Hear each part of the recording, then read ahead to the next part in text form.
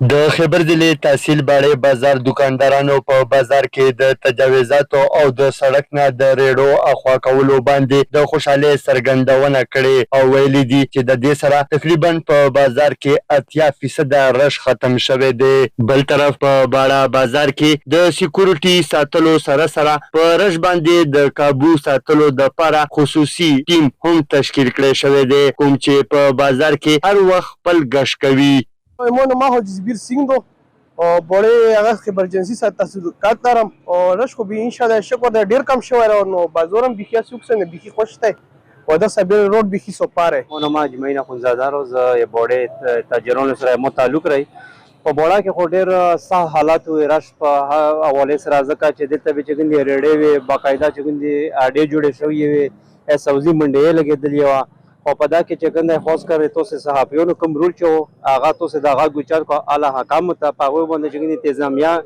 انتظامی اکشن وخصو خاص کر چې ګندې امید نه وایي چې اکبر صاحب هغه کم چې ټیم وو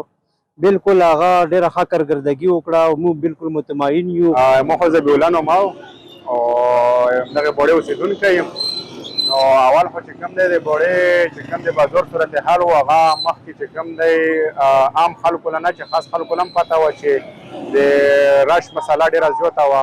مریضونو له هم مسله وه زنانو له هم مسله وه عام خلکو له هم مسله وه نو چونکې لږ وخت وشوه چې اوس د چې کوم حالات دي او د بوړې چې کوم هغه رش چې کومه مسله وه نو هغه تر 100% پورې حل شوې ده. مونږ خو دلته میډیکل سټور دی په دا خبر چوک کې دویمه خبره دا چې د بوړې په بورې کې کومه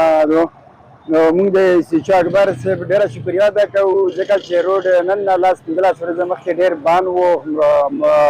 مریضانو له هر